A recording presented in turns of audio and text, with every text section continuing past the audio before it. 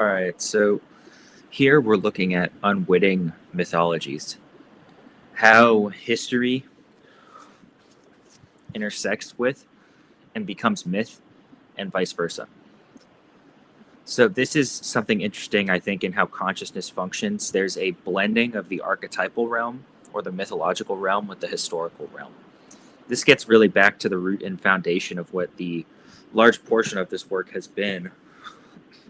We've kind of gone on digressions and metaphysical expeditions to unpack the scientific or logic chain process of exactly how this occurs. But to talk about the intersection of myth and history is to talk about forgetting, memory, and time, and how the three of them function as a catalog of human history. We only have a couple thousand years of cataloged conscious history, and even that cataloged conscious history is fragmented by the possible knowledge that is able to be accumulated, whether that's by an ancient Greek historian or Egyptian potsherd, right, or whether that's looking back at a temple like Dendera in Egypt. There's all of these different ways that history is accumulated in the ruins and fragments and fragmentation of time as it passes, and these are the texts and the scrolls that themselves are human history and inform our human history. So when you're looking at something, for instance, like the Gnostic scrolls, or scrolls that are recovered in the Middle East, for instance, it's a very interesting example of history itself becoming the fragments that are the mythological scope of humanity. Whether that's the Pistis Sophia, um, whether that's certain Gnostic gospels that are recovered in scrolls that were buried in the desert, right? You have this convergence of the archetypal realm, or the realm of spiritual thought or imagination, or the realm of the mystics and saints and sages with the very real historical grounds of humanity. And these themselves become the informative sacred ancient texts, such as the Bhagavad Gita, or you could say the Bible, or the Kabbalah. So when we're talking about this realm, it's incredibly interesting to see in a modern context, referring to here Dizzy Dean. It's a picture of him in 1929 with Sam Houston, when he was in the Army, just before he gets signed to the semi-pro, uh, and then becomes a member of the Gas House Gang Cardinals. What we're talking about is a period of time in human history, and we referenced this with Satchel Paige, the looseness of identity as a sort of spiritual aperture through which the rising of the mythic and the legendary can form. This is also in my essay, Death of Subjectivity, but here we're focusing it through the lens of the individual. Dizzy Dean most notably takes on, actually, he has multiple names. He takes on the name it's believed to be of a friend of his who died in early childhood, and he takes on the name to soothe the family of the child who died. This is a drifting man. This is a man who, with his family, they're sharecroppers, they're itinerant, they're moving from farm to farm in this very poor agrarian lifestyle, making a percentage of the profits that these farmers make as sharecroppers. So he and his brother, they're practicing. It's said they were throwing acorns at squirrels to build their skill and their ability. This is a man who, in the rural South, has no identity. Strictly speaking, he's not a name or a number. There's no catalog for men like this in the early 1900s. We discussed this with Jack Quinn, Satchel Paige. These are very, very, very poor working class individuals. They are working at the foundation of American civil society. They're the ones that are shoveling the coal. They're the ones that are picking the crops. And as such, there is a liberation from the constraints and constrictions of American civil society, which is to say they don't exist. Dizzy Dean doesn't have a name.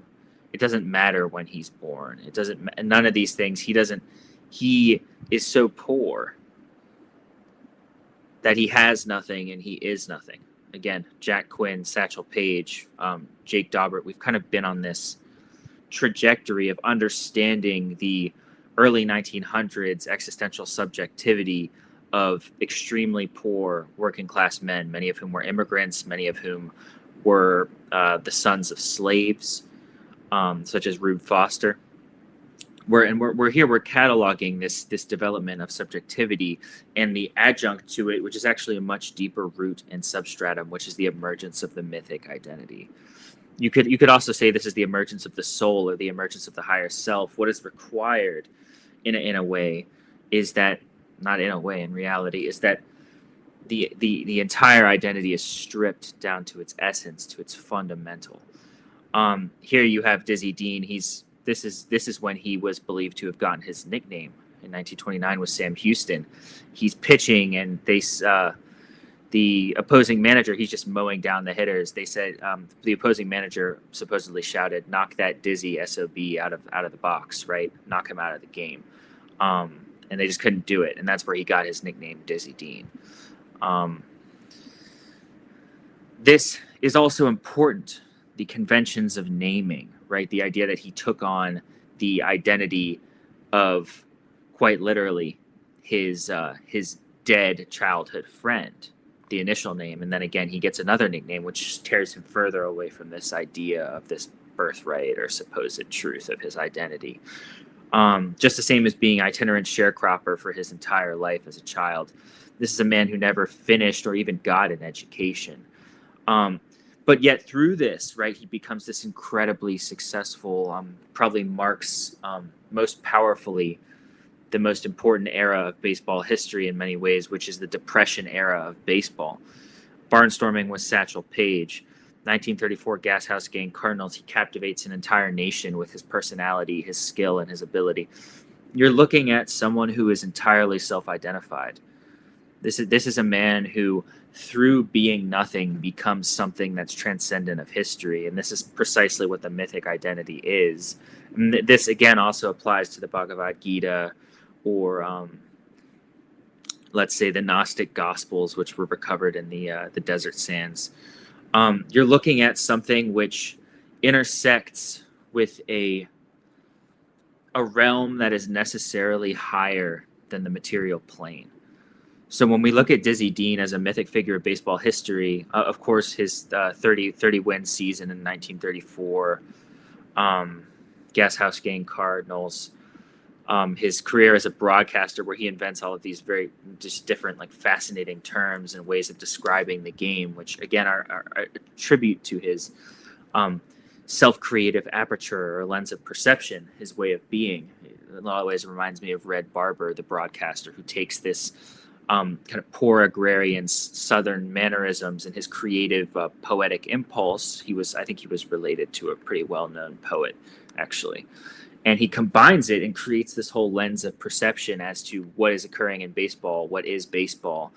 And he creates this metaphorical realm of relationship to the sport, which actually expands its ability to be, its ability to exist. And we're looking at the same principle here with identity and Dizzy Dean as a construct. So this is what's so powerful about myth and history. Similar to Babe Ruth's called shot in 1932 in the World Series against the Cubs.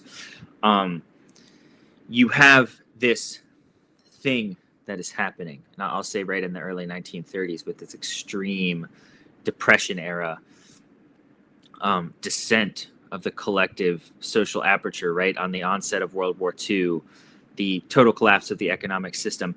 The physical realm has effectively become self-effaced. It has died. The entire identity construct of a nation and of a world is in a profound political existential turmoil. And again, from that springs existential philosophy, absurdist theater, surrealism, all of these different cultural mechanisms which attempt to address that bridge and gap of the death of the real, so to speak. And what Dizzy Dean in real time manifests in such a greater, more practical and real way than all of these different cultural apertures is that he himself, through this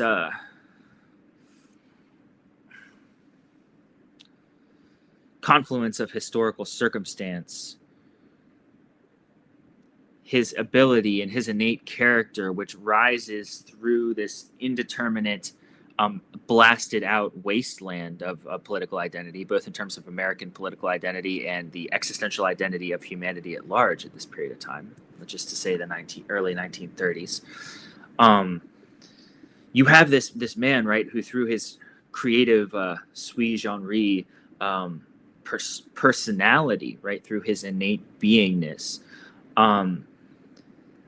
enters into the forces of history and is himself transformed through them and by them and with them, and is himself actively transforming them, which again is to speak directly to his character. And it makes a lot of sense that he and Satchel Paige end up becoming so close, and Dean becomes such an advocate for Satchel Paige's abilities, because they in themselves are in many ways two sides of the same coin, right? Both born incredibly poor in the deep American South, driftless, identityless, working these jobs that are at the absolute bottom of the social order. And baseball itself becomes this mechanism or this mythcraft through which they enter into the cultural stew, or the mix of the actual cultivation of the skill and the craft of pitching in baseball. And through that entry, they have this identity transformation where they actually become someone else. Paige's last name used to be spelled P-A-G-E. It gets spelled P-A-I-G-E because it sounded more highfalutin. And of course, his birth name was Leroy, but it gets changed to Satchel because he's one of the Satchel boys at the I believe the train stations.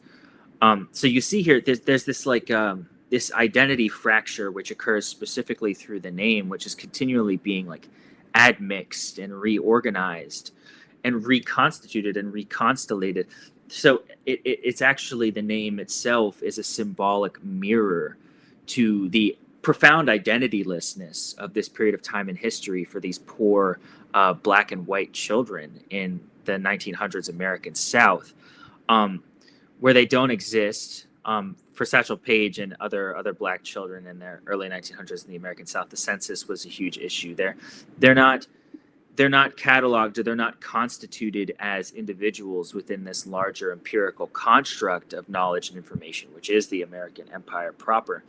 They themselves are mythic figures who are essentially driftless orphans who, through the cultural aperture of baseball, which again is why baseball is so important as a working class pastime and a history of the entire working class of America, both in terms of those who bear witness to it, in terms of the fans, but also in terms of the players themselves. I think most notably is that they enter into this myth-making, larger social and cultural organization and architecture of the stadium and the history of baseball, and the cultural catharsis which is unfolding upon the field of baseball, which is to say striving and mastery, competition, and the epic arc of the story of these players as they intersect with the building kind of effulgent mechanism of baseball itself proper over time, which of course is an expanding and expansive mythological and legendary architecture and superstructure of history. When you look back at the entire history of baseball, really what you're looking back at is a history of mythology. Again, which is to say the importance of the Bhagavad Gita as a historical mythological artifact, or the history of Christian mysticism, for instance, right? It's a balance, it's a delicate balance of the deeper psychic instinct of humanity with the very real historical and material conditions through which it rises, changes, and is transformed. So With Dean, for instance, give me 1 second. I'm going to pause this. Be right back. With Dean, for instance, the essential metaphysical commandment is to enter into history and be transformed, which again mirrors Dante's commandment as he enters the gates of hell. Beware all those who go here, right? The idea there is, in a larger human existential sense as well, is to, with the innate essential personal characteristics, which is to say the state of the soul or the true ground of the individual, which is, in the case of Page and Dean, utterly stripped away. The social, cultural, and the political identity of the individual is denied, lost, fragmented, ceases to exist. And thus the soul is revealed for the soul to enter into this sort of architectonic tunnel of history, which you could say is a sort of tunnel of light or an extended vacuum or a black hole or a progression. If you wanted to look at it in terms of a relativity construct in space-time, it's a literal movement through space, which is a cyclical kind of spiral motion around an organizing, constellating star, which is the sun in the solar system sense, barreling towards a sort of infinitude or an unknown, which can't be conceptualized. It can only be experienced.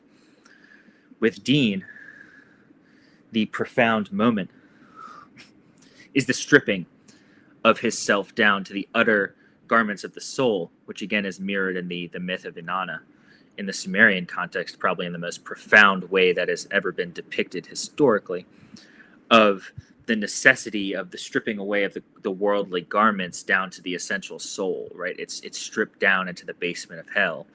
And then through that stripping down, there's the effulgent rise of the soul through history as a chemical interaction with the other bodies in space and in time, which are in a constant state of relationship and interrelationship.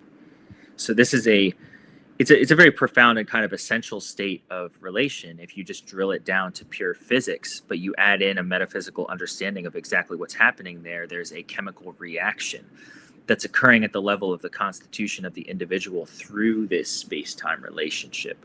Whether you were going to call that sexual intercourse, whether you were going to call that the reality of living in history through these different national identity constructs, cultural and civic identity constructs, as they coalesce and converge and sort of do battle and war with different identity constructs from different locales, even from different times, right? As the identity of the self in a larger macrocosmic sense attempts to establish itself, even as it's being stripped away to reveal the essence, right? So this is the historical battle of consciousness in space and in time. And Dean's experience of that, again, is the mythic rise of the true self, which is the soul of the individual or the soul of the fragment, through the true self, again, through history, and as such makes history apparent, strips history bare, almost like a paint thinner, to reveal the true essence, the metaphysical underpinnings of reality, which is the rising of the mythic transcendent character through chaos, through confusion, through turmoil, which again, it really is as simple as the ancient maxim, know thyself, right? And I would just slightly alter that to be to become thyself, right? To know is not simply enough, but to become, the ancient Gnostic maxim. And this again for Dean is what is so powerful. And I would almost say in many ways this is a realm exclusive to the saints and the mystics and the transcendent, who are nothing, right? Who become nothing, and through that becoming of nothing in a larger social, political, and cultural sense, much like Diogenes here, I think is a great example or a parallel to Dean in many ways. But Dean is far more creative than Diogenes, or maybe a saint like Ramana Maharshi, who these individuals, they simply sit in being, whereas Dean is an artist of consciousness and an artist of self, wherein his entire self and his character are crafted from a true state of individuality, and this would be called psychologically individuation, just plain and simple, in terms of developing, constituting, crafting, and sculpting the self through through a sense of the deep inner nihil, which would just be zero, which again is a concept and a term which becomes very familiar to this era and period of time of history, especially through World War II, with Camus, with Sartre, with the existentialists, with Samuel Beckett. This is a collective consciousness understanding of this deep nihil, or this zero, which resides beneath all of the social, cultural, political, and even religious superstructures, which attempt to create and affirm and establish identity constructs through which humanity perceives itself to be. And so this is what's so important in terms of the grounds of existence and the spiritual, psychological, and even political imperative of the individual. This is something that's revealed naturally through the arc of the life of Dizzy Dean, as well as Satchel Paige, is that the self is created and constituted through that inherent nothingness, the becoming of that inherent nothingness, and as such interacting directly with the spirit of the age, as Hegel would call it, right, which is the overarching constitution of the self and the sculpting of the self, which is being done at a global level at that period of time in human history. Because this is a spirit that is in the air, so to speak, no more clearly than in the early 1900s with the onset of globalization, which is to say the increasing of connection and interconnection, which is to say the increasing and spreading of ideas, identity constructs, forms of constituting and constellating the self, and an increase thusly in discourse, which can often lead to conflict, as we do see in this period of time in human history, in terms of exactly what the self means, and how that identity construct is established and jurisdicted, because there's an attempt to control this force historically, right? And to control that force, there are certain people that benefit from controlling the concept of human identity. But as we see, right, this is something that rises from the absolute depth of human history. We're looking here at Dizzy Dean. This is someone who is an absolute nobody. This is, again, itinerant sharecropper, has no education, gets thrown into the army, has no options, ends up pitching for the army team, and from there he's signed to semi-pro, and he goes on to pitch for the legendary Gas House Gang Cardinals. Becomes a very important broadcaster in baseball history because of his language, right? The way he uses words to depict the game itself. So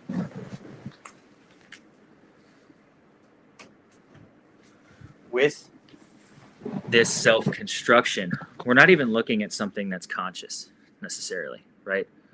We're looking at a chemical interaction with the innate spiritual force of the individual, with the larger zeitgeist of the collective historical weight and turmoil and conflict and sort of tension and the frictive tectonic plates of consciousness that are occurring at that period of time. The Depression, onset of World War II, the attempted recovery from World War I, the massive exponential scaling of the industrial project in America, the reality that poor black and white children in the South were identityless, right? There's this essential wilderness in the terrain of Dizzy Dean's life, which he steps into and is sculpted,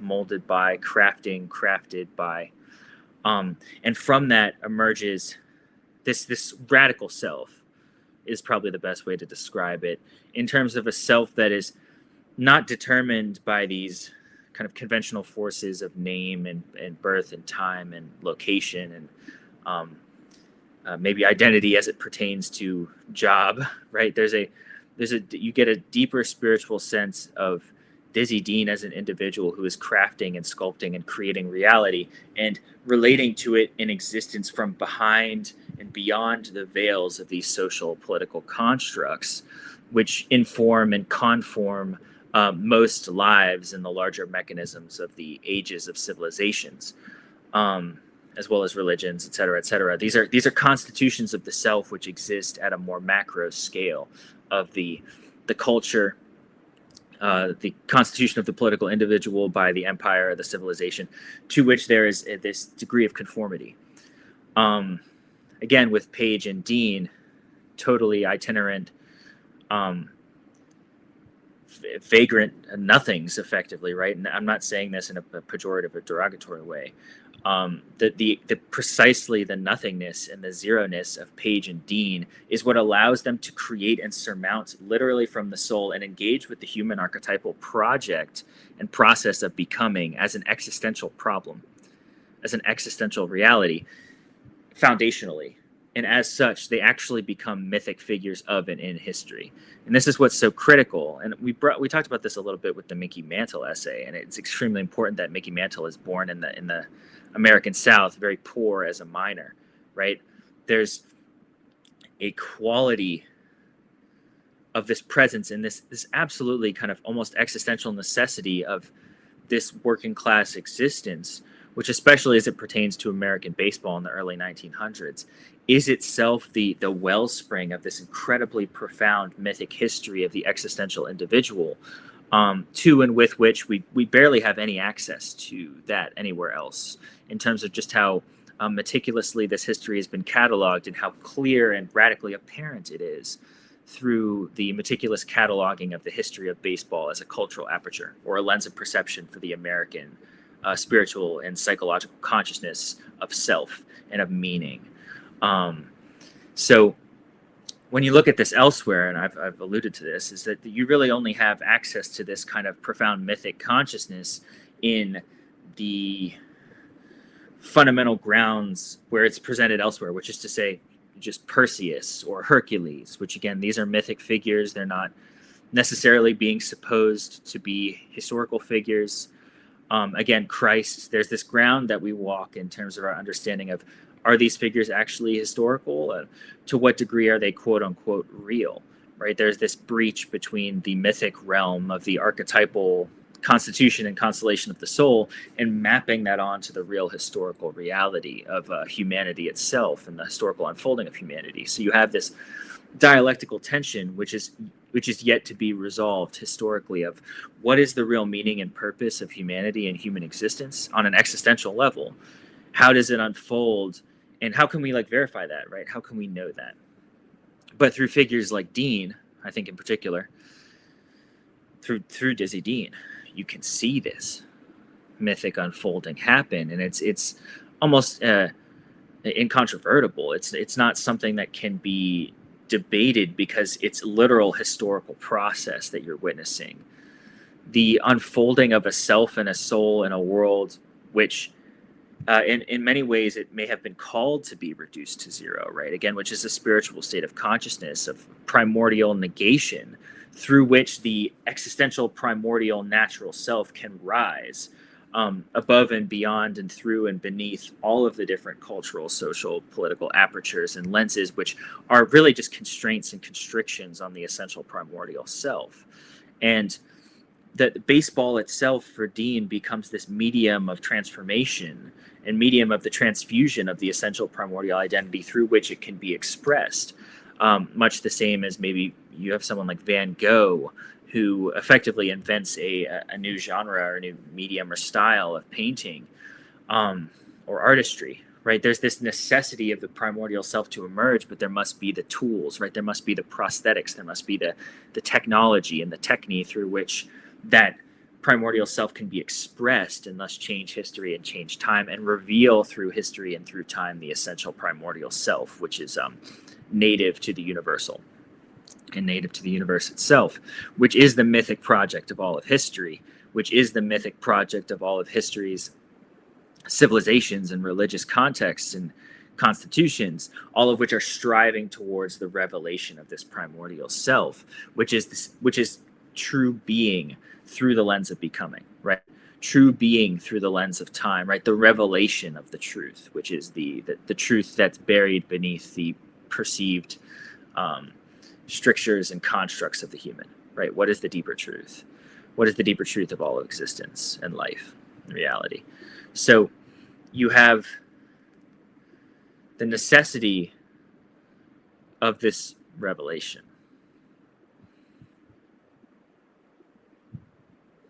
Let me think here.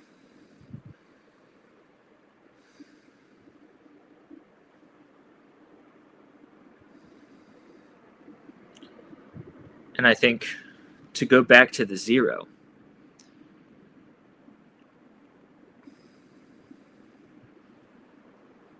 you're looking at loss. You're looking at a man who has lost everything before he's had a chance to gain it, and as such is starting from this kind of a priori state of primordial negation, which is to say no self, no political, social, or cultural identity, and thus his language is not bound or tied to or constricted to the apparent play of any of these different instincts and impulses in regards to the spirit of the age itself, which is to say money or capital or the culture that comes with these highfalutin prestige social and political positions. It's much like a sort of inverse Buddha or inverse Buddhic principle. Buddha leaves the kingdom to discover the self. Dizzy Dean discovers the self in the primordial wilderness of the self in total abnegation, and through that discovery of the self actually enters back into the kingdom and makes his mark indelibly, to the point of which if you look at him as a sort of historical Odysseus or historical Perseus or a historical Hercules or a historical Atlas, he actually, it's not myth being projected outward from the kingdom of the self in terms of an establishment of a spiritual lens into metaphor or into abstraction. He's actually living that embodied center of mythos, so that mythological construct of the self.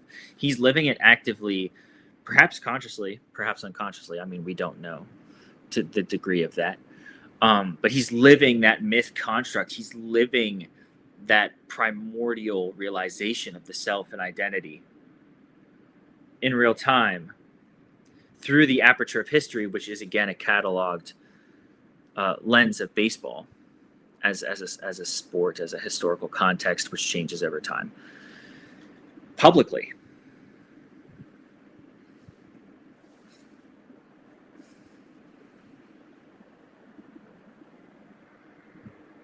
So again, this is what I think is most powerful about baseball, is that it itself is the screen or our way of seeing in a larger cultural public sense, which I would argue is again further beyond the Greek theater, in the sense that we're watching this happen in reality. We're not watching the projection of archetypes through an abstracted lens of art. We're actually watching Dizzy Dean's soul transform and have a transformative impact on the history of American civilization and on history at large. And again, this is a man, he's not a king. There's actually no real identity here. There's no real claim to anything. This is just the transformative container of the soul interacting with the technology and the medium of baseball after it's been stripped of everything, including identity, including social status or conception. I mean, he's living an existence which again is maybe most akin to Diogenes in the sense of profound destitution. And through that destitution of the self, of the soul, and of the literal embodied historical reality of Dizzy Dean, becoming a young man in one of the most depressed economic times in American history, one of the most culturally and politically conflicting times in American history, especially in regards to the world context, is rising through history to express something primordially true of the self and the nature of the self, particularly in his creativity, his freedom, his playfulness, and the way he engages with baseball and the world itself. There's one story, he would literally just take cars off the lot and drive them around and just leave them. I mean, obviously it sounds like theft, and it sounds like profound irresponsibility. And just take it as you will. You're watching something unfold in the sacred historically. And Dizzy Dean gives you a location of that. He gives you a way to see it and visualize it. It's an expression of the soul, which if you look closely enough is a mapping of something primordially true. which is to say the creation of the self and the open of history through which the self can naturally emerge, and the prerequisites of the self to naturally emerge in history in terms of total absence. The profound importance of the void of the constellation of the persona through which the actual character of the self can emerge, the necessity of the silence there. This again, I think, is well connected to the kingdom of God. The Christ quote was, "It's smaller than the trying to fit a camel through the eye of a needle," the wealthy man, or something like that. The kingdom of God is an incredibly small window, and what's there is that nihil, right? That nihil, that zero.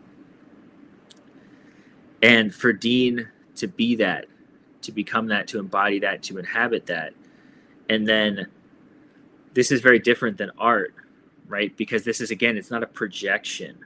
The mythic realm and the artistic realm are projections, right? It's being expressed through something which is not native to the living, breathing organism of the self into something.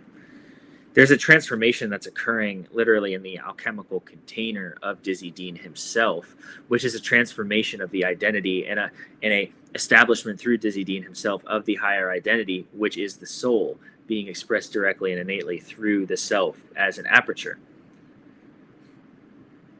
And this is the destiny and the purpose and the meaning of all of human history and all of human being. The existential purpose, which reduces history to just a series of space-time relationships, but beneath that, what is always existentially imperative is that natural emergence of the self through time.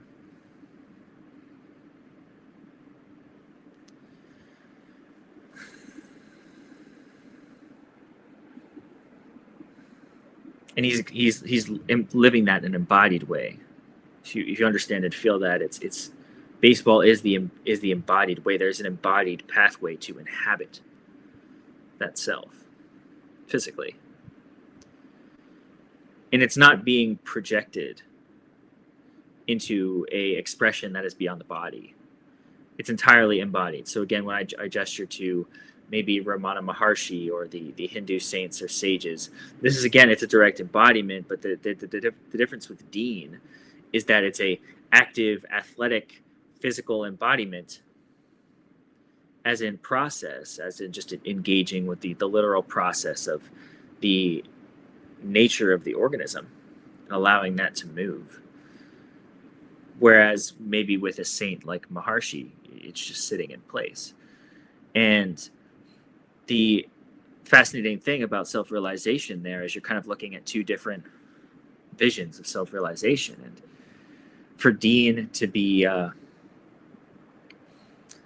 self-realized in this profound way, perhaps without even knowing it, perhaps knowing it, who knows, is really what we're talking about here. We're talking about the mythic realm in and through history as a work of self-realization,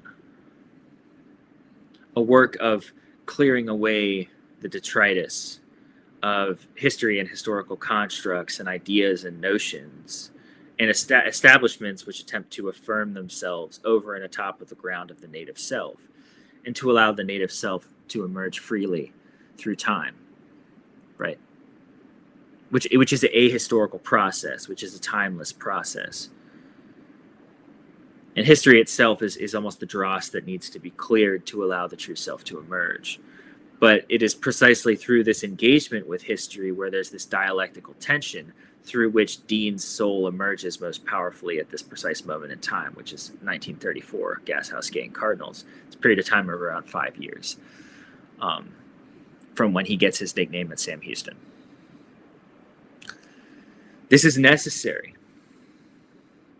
This is a necessary constellation through this period of time in American history, the Depression, near onset of World War II. This is a incredible fracturing and fragmenting of the national civic constitution of the self, as well as the global civic constitution of the self. There's a necessity in this extremity of difference and of loss and of confusion, through and for which this archetypal rise of the profound, playful character of Dizzy Dean can emerge in the aperture of America's most important cultural construct, baseball. Not as an artist, but as an embodied soul in practice and in movement, in function. This isn't being expressed outward into a medium that is a projection, such as a canvas or a screen. This is an embodied realization of the self. So when we look at American self-realization, we're looking at something very similar to the Hindu saints and sages. We're looking at something similar to the Buddhic, but we're looking at it through the specifically constellated American civilizational aperture, which is to say, this entire realm of zero constitution, which is to say, incredibly poor, lower class individuals who, through the native cultural vision of self through baseball, they are interacting with it, engaging with it, which again is very similar to Greek mythology, as you would interact and engage with Greek mythology or interact with the mystery traditions of ancient Egypt. This cultural myth, metaphor, symbol, this realm of archetypal play, you would engage with it directly as being in history and through history to achieve the ahistorical, timeless template of the realization of the self as an initiate or as a mystic or as a sage. These symbols themselves become the necessary archetypal mirrors and images and states of consciousness through which the historical self or the historical subject can enter into them, be transformed by, through, and with them, and achieve an entirely new level of different mythic identity, differentiated mythic identity through history and through time to achieve the timeless. Which this again is the metaphysical project of all of humanity. This is present in every civilization. But this is specifically American, right? So this is the genius of baseball, which is also a kind of quiet, subconscious, unconscious genius, which we're really just talking about now, and we're making this conscious and we're realizing this, is to say that this is a mythic container for Page, for Dean, for Quinn, for Daubert to enter into as individuals and be transformed in this initiatory mystery school of the early 1900s American baseball, which perhaps is in many ways connected to the Freemasons of early America, and is connected to the esoteric underpinnings of American civilization itself in terms of the striving for freedom and liberation and the grounds upon which that attempts to be established. But this is the spiritual revolution, which is prior to necessarily, foundationally, historically, to political revolution. Because what we're talking about with spiritual revolution is revolution of the self. We're talking about self-realization, which, as I mentioned with Mayakovsky, the Russian poet, is so incredibly important to his work and ultimately becomes the differentiating factor between him and Lenin and Trotsky, is that he's actually seeking a higher evolution and a higher revolution of the self, which is necessarily incompatible with the immediate concerns of historical political evolution, because the revolution of the self has to come from within first in order to actually change the aperture of consciousness, which then necessarily will unfold a political revolution. It's a necessary process of self-realization, which must be undergone and underwent. But to see this emerging naturally through the architecture of American culture and American history is itself the revelatory mechanism which continues to present itself historically, whether that's through art, whether that's through small groups of intelligentsia, as in Russia is in the case, or through, in the case of America, this profound architecture of engagement with baseball and through baseball to transform the mechanism of self and self-consciousness, to reveal, as is the case with Dean, the nature and state of the soul and the purpose of human existence and the existential reality, the mythic reality, which is a deeper imperative which is being expressed through the architectonic plates of space and time, and the organism as a chemical elemental form which has evolved over millions of years, a thermodynamic form which is passing genetic information from generation to generation to generation. The question is why? The question is, what is the metaphysical imperative beneath this evolutionary process? What is the metaphysical imperative beneath this cultural process and unfolding? Why are we making art? Why is there baseball? What is the purpose of civilization? Right? What is the function of having this constellation of self and these identities and these perceptions and these ideologies, all of which are constantly battling each other? What's beneath all of that is in the most innocuous, in the most mote, in the most nihil, the most transcendental state of nothingness, which is the mythic state of consciousness, which is using these archetypal metaphorical constructs, which are created by culture, which are created by those who are necessarily traveling and walking this path, which is beneath all things, which is itself this esoteric ground which is being laid for self-realization. And in America, it's so profoundly interesting because it's baseball. I mean, this is not presenting itself as a mythic spiritual tradition, but it is that. It's a mythic spiritual tradition of self-transcendence, self-expression, self-constellation, self-realization beneath, before, and through history, politics, and the surface level identity and revelation of the world as a physical material. Babe Ruth, great example. Foster child, has nothing. Itinerant, troublemaking, becomes one of the most important figures in American culture. Not without loss, not without struggle.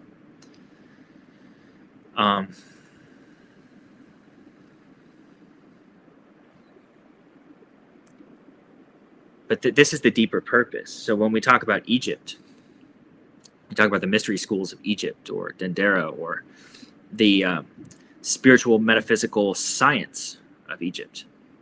This is what they're working with. And when we tie America directly to Egypt, as we see symbolically in so many of the different attempts to do so, politically and culturally and philosophically, we're looking at a teleological reach back in time and forward in time, and the establishment of a connection of a much deeper reality. But again, right, this is not through the misguided attempts to construct truth, right? Just in the same way as the solar system is spiraling towards an unknown, following a guiding star, this is a reality to be experienced through the aperture of the human being and the individual and the organism, to be realized through the deeper underlying truth which resides metaphysically, unconsciously within the soul of the self and the individual, which necessarily must be reduced to its absolute nothingness, to be revealed in its absolute truth, right? This again is the journey of the soul represented in Dante. This must be reduced and distilled to its absolute nothingness, its absolute lowest, absolute negation. But through that negation, what is perceptible and what is visible and what is apparent is the true nature of the self. This is the mystic's journey into the void or into the abyss. This is it's simultaneously the absolute loss of self, the loss of light, and the gain of the inner self and the inner light. Great quote by Camus. In the deepest winter, I found within myself an invisible or eternal summer. This is what we're talking about, right? The archetypal journey of the soul, the descent and ascent, the rise through the absolute negation. And historically and materially, Dizzy Dean's incarnation, soul incarnation, is into this absolute political void, absolute economic and historical and cultural void. But through that absolute void, right, he engages with the mystery tradition of American baseball history, intersecting with the historical moment of the Depression, and realizes the state of the soul, the true nature and state of the soul, and it embodies it. And this is in many ways deeper than a negation of the self and negation of the soul, which is to say an abstinence or abstaining from participation in history.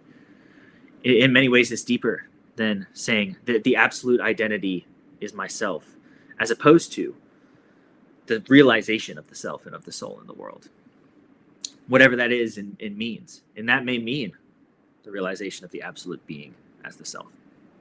And then accordingly, existence or non-existence and whatever those terms are.